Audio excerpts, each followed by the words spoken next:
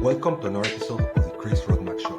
Every week we discuss about the latest developments in technology and how this is impacting companies and users across the world. And today I have my co-host, Chris. Hello, everyone. Good to be back. Max. Hello. And we have a special guest, Kyle.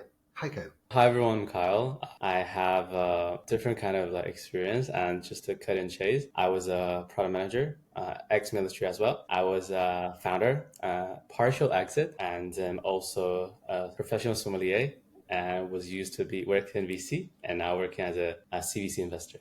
Well, such a multi-talent, and this is fantastic because in this age of generative AI, also these assistants, they are touted as multi-talents. And this is exactly like the agenda for today, where we want to discuss the wave of smart assistants that has been around now for a decade.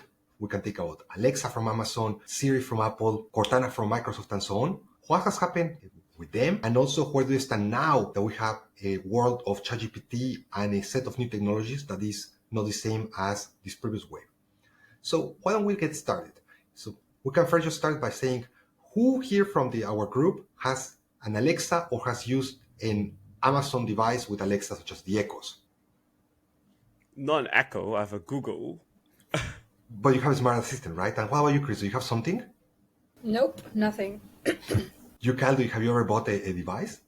Not really, because I think I know this is going to be like a never-ending process. If you buy one, you're going to buy more, and you're going to endless putting all the IoT devices around your flat. So I get that, but I'm trying to educate myself in the right way and right expectation, because I know I'm probably setting my expectation too high. So I know like the initial frustration I would encounter, especially with the development of the IoT devices right now. So I'd rather not to start it. Well, this small sample of our group already shows the challenge that Amazon with Alexa has, where from here, I also have never had an Alexa nor used smart devices. And this is actually the challenge that Amazon has invested or actually lost 25 billion between 2017 up to 2023 on its Alexa division. There are 500 million devices around the world in 100 million households, and yet is not a profit generator. And the strategy is similar to the Gillette razor blades, where they're saying, we give the devices for free or very, very cheap, and we try to monetize it. But that has not really happened. And with that in mind, let's think about the business models for that. If you are in an organization that has to penetrate the large market and so on, and is thinking about starting like a loss leader, very classic, so from any business school, when will you say this stops being a loss leader and just becomes a loser, a loss generator? My take is that always these smart devices were very ambitious. They were far ahead of what they were capable of doing. If we think about Siri, when they came out, that was 2011, I think. So it was still very basic interactions. And as a result, they cannot really make much progress in almost a decade. And not only that, but also users themselves, they now think, oh, this is not really a smart device. This is more like a set of rules where I say, hey, remind me in 10 minutes, put an alarm, play this music and so on. So it's very like command driven. And as a result, it becomes very hard what you can do with the device and how you can make some profit out of that. Honestly speaking, when I look at the numbers, I wanted to flip it. 100 million devices or 400 million devices in 100 million homes. That's more than the population of Germany, plus, I don't know, a sprinkle of the UK. That's quite a lot of house devices, to be honest. So I think from a distribution point of view or a penetration point of view, it's reached a certain critical point. I think the question on monetization is an interesting one, because when I think about a smart device like that, yes, there's a hardware, you pay a little bit for it, you lose on every device you sell, and your hope is to make some kind of service layer on top. And the service layer for Alexa and Amazon is definitely Amazon Prime. So I wonder how much of Amazon Prime revenue is attributed actually to Alexa. Or in other words, I could also imagine that a portion of Alexa on Amazon Prime is maybe enabled by Alexa, but it doesn't get reported in that kind of way. But I think the core question or the core problem, and I mean, we see this in this round, is that maybe the use cases are just very limited. And so the reason why we don't have it is because we don't find it very useful. And I think one of the articles actually said it, and I found it really, really smart, which is it's a 10,000 and people enabled smart timer, right? And honestly speaking, I have my phone and it's enough. So I don't necessarily need to have someone turning on my lights or setting a 10-minute timer for my soup that is cooking or something. That's at least my opinion. Exactly. I'll be happy to echo like Chris' part about this. So I think the biggest thing about the market take about this kind of like trend is more about the opportunity cost one. So thinking about the printer, thinking about the razor, thinking about opportunity cost. If you don't have a printer, what are you gonna do? This is like a strong need because clients come to having a razor, clients come to having a printer when they're in a specific use case. But when you're thinking about what is the use case for Alexa, as Chris said, you can have alarm by yourself. You can have music speaker by yourself. There are so many alternative with a low opportunity cost that people can take in, and there are way better quality of services compared to other alternatives right now. So why would you expect clients to pay more upon on less flexible and agile decisions? So my take over here is, yeah, of course, Rod, as you said, is more on like the use case is limited right now. But we have to take a step back on understanding the question, why are we charging people and why do we expect people to charge? It's not about like answering what how much and what kind of like business model we have to like prepare for people to start paying. And I think that this is more like a customer behavior a training process, trying to understand what is the most pain point part that client would need and that had the highest like opportunity cost, and then come in to start charging. You can't charge something that people wouldn't need or they have already so many good options out. Indeed, you're right. And as so correct also to what Chris was saying on the use cases, there was this report in 2021 from Bloomberg that touted that Alexa has pretty much three use cases: turning on and off lights, playing music, and setting timers. So one of the things that the company has been trying to do is on, for example, offering to companies open these platforms such that others can build what they call Alexa skills. So pretty much offering that, let's say, another smart device can communicate with Alexa such that they can do interactions together. And thinking from like a startup perspective, and also here for like putting the VC hat on, would you advise, so for example, Max, to a portfolio startup to build on top of these ecosystems, so Alexa, Siri, and so on, that on one side, Chris was saying, 100 million devices, more than the German population. But at the same time, you are in this environment that is maybe like constrained. You're also dependent on someone else's platform. Distribution is there, but will it make sense to invest in building something on top of Alexa? I think it really depends what you're trying to do, right? So if I roll back, if you think about printers and razors kind of give you something physical, cartridges and blades, right? Whereas for Alexa, it's going to be some sort of services that you're going to build on top of Alexa or some sort of digital product, you name it. But so far, the digital product that we consume are either books or some sort of visualized stuff or movies even. If you want to build on top of Alexa, the question becomes, the three use cases. What other use cases are you thinking about? I can tell you from personal experience, I own a Google at home. I have Google Assistant, and I only do that three things. And occasionally I tell it good morning, and it will tell me what have I on for the whole day. And I run through my Google Calendar. And it becomes like, okay, I like to build something, but what is that for? Why am I building this? What exact use case are we seeing? And I find it quite interesting because it's been 10 years and nothing come out yet other than the free. Or should I say, nothing becomes very popular with the user base yet. And I also wonder, the 100 million homes, 400 million devices, what do they use that for? What are they really using? Are they all using it for the free things that we talk about? Or are they, some edge use cases that people are using at the site that we do not know yet? So if I were to build something, and if it's to service those edge cases, which I do not know what they are, then maybe, right? Because the distribution is probably very hard, and I don't think I have the cash to, I would say, build like a new smart speaker from ground up. So, and I wouldn't also not lock myself into just the Amazon ecosystem, right? You would want to build across all the different devices. I want to challenge that because I think we talk about very obvious use cases and they're not really good use cases. I mean, we talk about the timer here, right?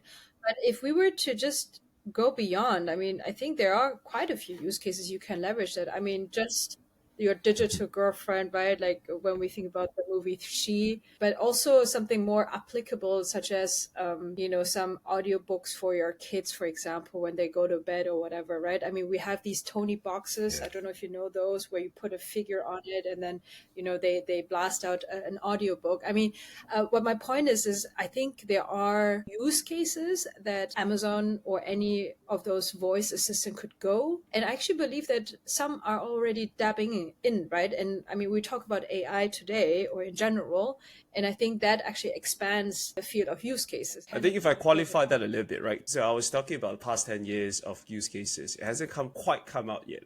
With the LLMs, however, yes, it will go more. So I would think I will qualify that. And the reason I would say that is because Alexa did come out with something with Capital One. I don't know if you guys remember. So this is probably just in the US. Alexa basically partnered with Capital One, open up your bank account. You could ask Alexa, can you tell me my bank account, amount?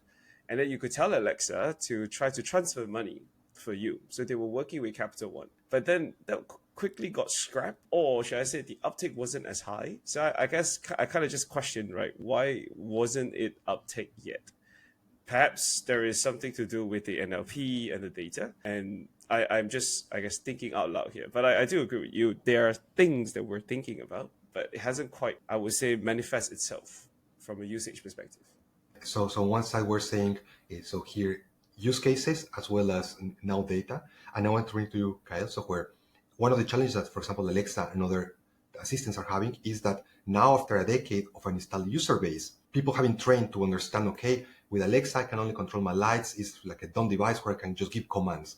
So how would you advise in this transformation of pretty much you have not only to shift your organization to developing these new use cases, such as what Chris was recommending, let's say like having these Tony type devices or like a digital girlfriend, but also your user base that has been trained over almost a decade on how this device is supposed to use. And now you're saying, no, actually, this is not how you're supposed to use it, but you should also have all these other things that should start using them. Do you have any mechanisms or ideas in mind how this can be done? Yeah, I think my take over here, I'll separate into the client side. I'll also talk about the corporate side. So if we're looking at the client side, I think client have to go through like practice and a lot of educational processes that they need to go through to get to the level they want, they would expect right now. So do I. But it will really take, it have to like segment the market. Because imagine the market right now that Alexa is deployed is actually a huge market. But the need would be different. The extent of using the need for maybe like a smart timer right now, probably the majority, but there are still some early believer, although a decade is not early to be honest, some really deep lover of Alexa. I do believe they're actually leveraging that device really well. But you have to segment that market to study them to understand what exactly is people's need and what are the needs that people haven't been figured about. Maybe you haven't talked to the kids market, the pet market, the elderly market. They all can be having different kind of like usage and functionality in the future. We have been hearing a lot about Alexa. They can work with robotics, and that robotics can actually given the physical instruction. To come back to Mac's part about because Alexa is stuck into like the virtual services. But what happened if we connected well to giving the instruction to the robotics that could eventually give out the physical health, physical demand, that could potentially be a thing. But if we look back on the other side of the table, the corporate side. So Amazon is a really, really huge market. They have really working on building that ecosystem. Amazon Music, Amazon, like all different kind of like type of like services. On the same time, they also need to figure out like what's the beachhead strategy for all these services. What kind of services do they want to deploy in Alexa first so that people would have a preconcept about, okay, now I can expect there are more features in that area. Now there are more features in that area. It's rather than just dumping a new feature, dumping a new product and tell clients get used to it. I think having like separate into like market, you have to segment it. And then corporate side, you have to understand what's the beachhead strategy. It's going to be crucial and then both sides have to be aligned together. Absolutely. And on the corporate side, so Chris, you've been involved in innovation, especially for industries where their customers have been trained to associate the company and their services with a specific set of premises, and this for decades. And all of a sudden, these companies also want to have new revenue streams that maybe force or so invite the users, their customers, to see their companies and their products in a different manner. So which frameworks or methodologies do they have available in order to, let's say, initiate this process of moving away from, let's say, very specific targeted use case and business model towards something that is more innovative, new, novel? Honestly speaking, Rod, my simple answer to this is time. Honestly speaking, I think we're in a very, very long transition period right now. There's this new technology, AI. Now everyone tries for it. I think looking at the stock market, there was this like bubble, the inflated expectation. I think if we were to follow Gartner's hype cycle, I think that's really on point. And now really we're sort of like in this true perhaps, and everyone's now trying to figure out how they can really commercialize AI. And it will take time because people take time to change, and they are very resistant to change. And honestly speaking, you can come up with the smartest framework, but at the end it's really time that heals everything. Also, another company that is trying to play with time and also like this shift is Apple. What happened there? So just in the last couple of weeks, we had this big announcement that Google was considered a monopolist. And part of like the second order consequence of that is that potentially they might have to review their agreement with Apple, where every year they pay roughly $20 billion to Apple in order to be the default search engine in the Apple devices. And this might be a blow for Apple in terms of the revenue they're receiving, but the silver lining is that now that Apple is transitioning towards generative AI services, they might not need anymore to make use of traditional Google search, but rather maybe they can use Siri as a modernized version that can generate these answers. Max, now that there is potentially the possibility that we'll be able to choose our default search engine, that maybe we will be able to choose our default copilot on Apple, that these defaults will no longer be there, but rather we'll have the option. Do you think this offers a window of opportunity to startups to try to basically compete with these entrenched players such as Google in their different areas such as advertisement, search, and so on? I think in the long term, yes, definitely. In the short term, I think it would take some time for people to get used to the different ways of searching. At least that's the short answer, if you will. What I find, I guess, interesting from this perspective is that if you look at how Apple has positioned themselves as for consumer, it's all about, somehow we're locked in that, that Apple ecosystem I used to. But it kind of just locked me in that space. And I almost lost my bag, and I could use my phone to search my iPad, which is continuously pinging, even though you turn it off. For those who almost lost their bag. And you're basically captured in that, I would say, coherent way. And if I think about how, let's say, Amazon kind of just dropped devices from different ways, they're not entirely connected in a way. They are connected, but not in that sense like I would use with my Apple Watch, Apple phone, and then my iPad. So if I think about how Google will, I guess, be affected in all this ruling, I guess one thing about Apple is they built a very good ecosystem. If you're a startup and would like to play in that space, I think, yeah, as long as you're willing to pay the Apple tax, if you will. Apple is not just going to sit there and let you run one of the most profitable business model out there without them doing it themselves. So even Amazon has a search, right? Every time you search a product, you go on Amazon. Every time you search for some, I don't know, some life question, what is life about? You go on Google. So you could see, I would say, specific searches for specific use cases. It kind of just reminds me of, I guess, the early days of internet where you have multiple different searches, right? You have Yahoo, MSN, what else do you have? Google and all sorts, all the way down. So at least that's how I'm thinking about it. To answer your question, I think, yeah, if you're willing to pay the Apple tax. And thinking about this transformation of searches and how's it happening, well, there was this story from Wired. It's saying and discussing how the new wave of generative services is also changing, not only, of course, that we have now copilots, but also how advertisement, which is the primarily revenue stream of Google, is being done. That traditionally we just type, and let's say, comfortable mattresses, and then we get the search results, and then there are some paid results into that. But now with Copilot, these results are being on one side summarized, so I don't no longer need to go and click into the list of best mattresses, but rather at the top I have the summary. But also in the browser, in the Copilot section, when I ask which are mattresses that are, let's say, very comfortable for, let's say, not for couples or for singles and so on, I can get the results. And here, Kyle, I was wondering, now that these markets have been opened, which opportunity you see, for example, both for established players, so let's say agencies, large organizations, and so on, as well as for startups? What do you think that they can do in order to, so let's say, make the best of the moment, where on one side we see that these technology giants are a little bit like stuck in trying to innovate to see where they fit. They are on top from the regulatory perspective. They're being restricted in what they can do. So this seems to be opening a window of opportunity for those who are a bit more nimble, a bit more faster and agile. So I know a little bit about the marketing agency ecosystem. So basically, how they usually work, just quickly briefing, is that the marketing agency will have a client they have to work with, either a big company like a bank or a different kind of like companies.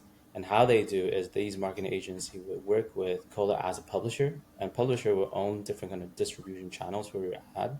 And one of the distribution channel could be like Google ads. It could be on different kind of like Baidu. It could literally depends on which kind of operating platform you want to be on top of that. So currently, we were talking about the cookie list thing, that people in the past few years have the option to have less cookie lists. So we usually have the third party cookie that is outside of the cookie list option. But we have seen a huge trend right now is that people has been building their own proprietary a database, like a CRM type of things, to allocate their own cookie, which is on-prem. So I think there are a layer that the startup can figure about is for precising advertising.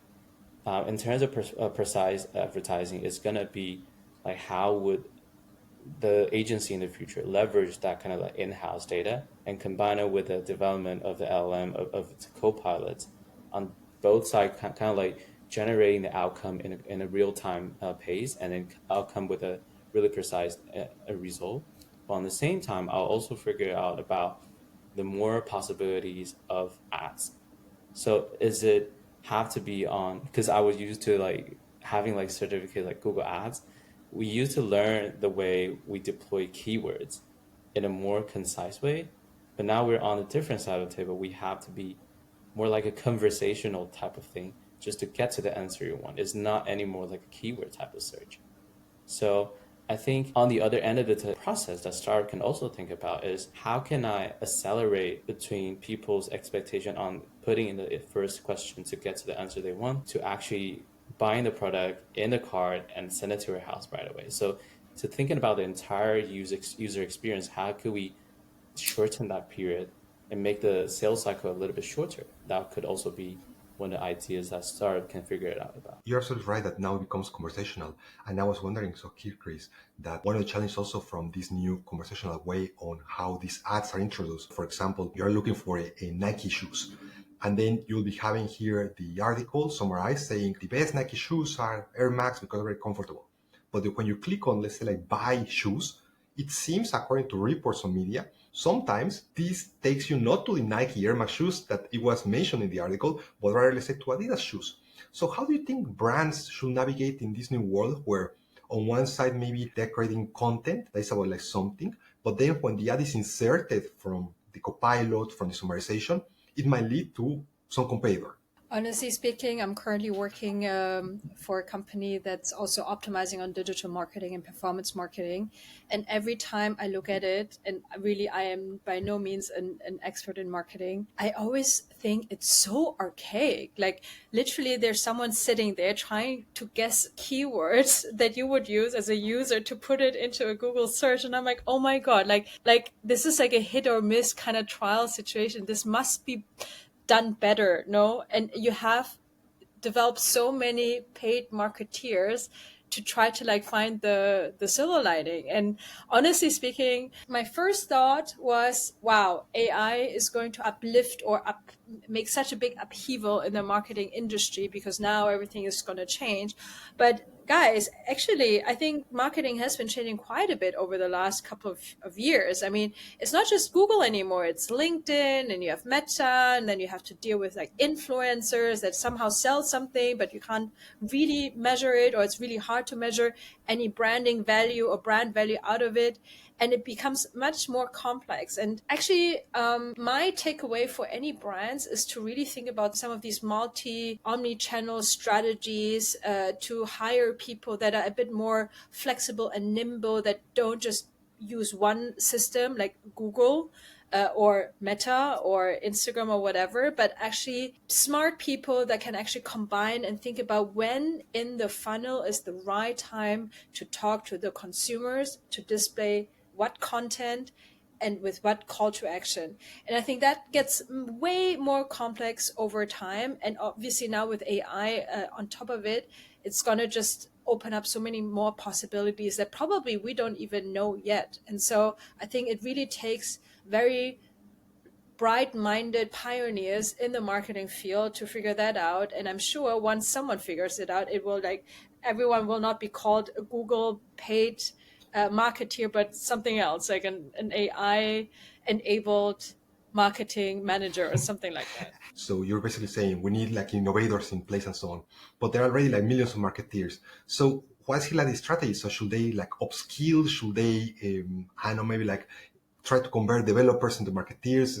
What is like the path forward? 100%. I really honestly believe this is the time to be open-minded, to understand AI, to use it, and to really integrate it. I mean, we talk about so many different systems now. I mean, I'm just looking into HubSpot these days, and I'm like, wow, that's a whole different universe. And I'm sure there are tons of other tools out there. And I'm sure if you find a good way to orchestrate, you can actually really get additional value to your business by enabling them, by automating some of it in AI. But honestly speaking, I'm no expert to really be more concrete than what I'm talking about now.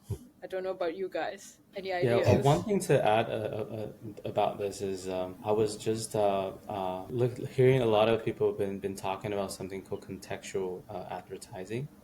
And I think this is going to be a really interesting thing because we used to track customer, trying to figure out what kind of cookies they have left. And then we, based on connecting the cookies, targeting the right advertising. But clients right now, or let's say users right now, we can't really collect the data that well. But point you reverse thinking about it. Why don't we place the right ads on the right website? We let the AI read the website and then target it the right ads that people would end up also being there. So that's also another type of thinking ways about changing the behavior, changing the way of analysis. Yeah, actually adding to that, I think, isn't it true now that the phone listens to all of our conversations, and then you go on Instagram and you see exactly, I don't know, the hotel that you wanted to book anyways in the Maldives or something.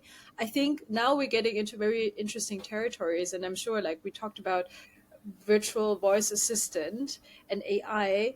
I'm pretty sure that that's going to be one of the frontiers of where marketing is heading. Yeah, I think if I were to add to that, Chris, just to build on that, right, you could think of how I was thinking, what is advertising? Advertising is to sell, ultimately. That's really what it does, right? And then if you think about KOL is someone that you pay attention to, you speak to them, you trust them in a way. So they subtly drop something that they use and you felt inspired and then you try to buy it. And then now you think about a Google Assistant. If you use your Google Assistant every day, if it becomes so good as an assistant, you use something every day and one day it will tell you, oh, it looks like, you're in a mess. You have told me to, I don't know, wash your clothes for 6 times. You're running out of pods. Why not try out this new, I don't know, Febreze for your clothes? Because so I wonder when will that, I guess, switch becomes when we start trusting our Google Assistant a lot, and they will then start doing some sort of recommendation on top of our personal life that is going on because they're assisting you on your personal life. I guess I'm just fascinated. I would love for the day to come, to be honest, other than just reminding me that I have I don't know, a chicken in the oven, for example. To wrap up our session today, I was wondering, what will it take for you guys in order for you to buy a smart assistant? What does this assistant needs to be able to do, such as to say, hey, now we'll get the new latest version of Alexa, Amazon Echo, the latest, so Google Speaker and so on. What is it missing? So Kyle. Yeah, I think this is a tricky question, but I want to set the landscape quite high. I think my expectation to that would really need to solving my real pain point problem. So my expectation to that is I'm just focusing on what can save a lot of my time. How can they really reduce the repetitive kind of like workflow of my every single day? And I think at the end of the day, my expectation would be those devices that is highly customizable, really based on my demand, really based on my need, and that could be easily targeted. So looking at LLM right now, there are so many models right now. There's like Anthropic, there's ChatGPT, all these type of things. So one of the key things that when we worked as a strategic investor is that we try to implement that to the corporate as well. But the corporates always tells us saying that, hey, we love to use them, but we need to like customize and we need to train it. We need to feed the data into the right way we want to get out the information. So that eventually is going to be the same for myself as well. Like I need to train the data, I need to feed the data and to get to the level I want. So I think agility of me to manage to train the data to have the expected data that coming from that devices would be really crucial for me. And I'm really looking forward to that. For you, Chris, when are you buying a smart assistant, Amazon Alexa? Honestly speaking, I'm not sure if I want to have another hardware device. I think you could also just have the assistant on the phone. But I give you 3 use cases, I think, where I would love to, I don't know, pay some subscription. First is in the car. When I go with the car for 3 hours somewhere into the mountains, I want to have a buddy to talk to. And, you know, I tried it with ChatGPT actually. Like I was like talking about, oh, tell me a bit about, I don't know, World War II, and then, you know, having this kind of discussion around it. But it's not For you, Max, to upgrade from your Google smart speaker to a newer one? good enough yet. So I think that would be one use case. The second use case, very similarly, would be to chat, to talk, to dialogue with your audiobooks. I think could be very interesting to really deepen some of the insights that you read or listen to. And then the third one is definitely podcasts. So helping me to like figure out sort of the gist of like a Huberman 3-hour podcast, that'd be really fantastic. So anytime I don't have my hands free because I'm in the gym training or like driving or whatever, that's really where I think a voice assistant makes a lot of sense. I think the reason why I bought Google Assistant was to connect to everything. And the whole idea was to really just, take my life and see what you can come up with. Like, let's try it, right? Because ultimately, I still have to make the decision to execute certain things, to buy certain things. But I do like to see what kind of new insights can a smart device come up with. Long time ago, I kind of just believed that, with an AI, if you're able to capture everything about me, you could probably tell when shit is about to go wrong. So I was trying to, play that thesis, but, unfortunately the devices are not as good yet. But I would say the answer would be to connect all my different devices, right? So for example, like I said, I have Apple here, and then at work I have Microsoft, but then at home I have a Google Assistant. It's like, guys, maybe, connect them might be helpful, but yeah, and you won't run into monopoly problems. I agree. So I'm basically in the same position as both so Chris and Max. That's why maybe like the CRM show. So where I think I don't need a new hardware device. And also I believe that at some point, maybe all this will be interweaved. Maybe all the application will be connected, and we will no longer talk about copilots or smart assistants, but pretty much every application will be a smart assistant, a copilot. Well, this is everything. So for this week, pretty much summarizing it, we see how companies are in change. Existing assistants, they do not longer feel as modern as they used to be 10 years ago. We also explored how it's challenging both for the companies themselves to transition into adopting these Gen AI technologies for their assistants, but also from the users and businesses who are trying to build something around it or adopt them. It's also not straightforward how this innovation can take place. But at the same time, we're exploring what can be new business ideas, how can we achieve this internal transformation, and also to convince users that the device that they have been using for a decade now should be used in a different manner. Well, this is everything for this week. Don't forget to like and subscribe, tune in, and leave your comments. Chris? Rod, before we close up, I want to ask Kyle a last question, if that's okay with you. He mentioned in his intro that he's a professional sommelier. So I want to know, Kyle, do you have any recommendation for us, for our audience? Maybe your favorite wine? I love that. So, yeah, I mean, let me. So we always study the audience first, and then give out the wine option.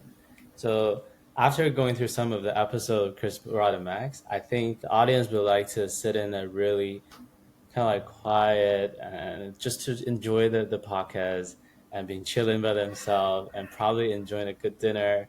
I'm trying to build out the setup as we always do. Probably during the summer, you still have some dawn over there, so you're trying to chill a little bit, maybe go for a little walk after the meal, pairing with the wine. So if I were the I would give this suggestion. I would say a really good French Pinot Noir would be really good. The year I would recommend around 2022 to 2024, have the freshness coming from that. Or you can easily go for a really easygoing Merlot, and or even the better, go for Chateau Un de Papet, a really strong like red wine with bold flavor. If you really want to go a little bit wild today, depends on the food. So these three options I'll suggest to the audience today. The show I notes, think yeah. we as a show pair well with a red wine, strong wine. Makes it sound good. There you go, guys. This is exactly what we need Google Assistant for. No, now we can then get Kyle into everyone's home, telling everyone what wine to drink. Exactly. Like like we were almost like figuring that out when we were developing the algorithm. Just imagine in the future that Alexa gonna ask you the same question as a sommelier would ask you. And based on the algorithm, that people would get to the answer right away. But there's a little thing missed over here because this is gonna be only the one-time thing that people need. So revenue perspective is gonna be a difficult thing because it's a one-time offer. People get to know what kind of wine they suits them, like on to the next like option. So you have to. That's why we decided to go for the B2B2C instead of B2C directly. Contextually, though, if we are in a podcast setting, we'll drink a type of wine. If we are by the beach, we'll drink a different wine. Exactly. So it will be interesting, and I can't wait for the future to come, I must say. Kyle, where can people find you online? So you can go on LinkedIn. I think I'm trying to be as active as possible to be on LinkedIn, or you can always email me or messaging me on any sort of way. I'll say email probably the best, and LinkedIn. So if you really need to want to have like a wine suggestion, if you're going for a specific restaurant, you can always tell me. I'll be the first guy I want to introduce you. I'll be there for always. So for the audience, then therefore, if you want a wine suggestion and you want to pair it with the right combination for an AI show, then just email Kyle Tsai or look for him on LinkedIn. Please like, subscribe, follow us, leave your comments, tell us what you like, what we should change, and let's tune in next week for another session of the Chris Rodmack Show. Thank you everyone for being here today.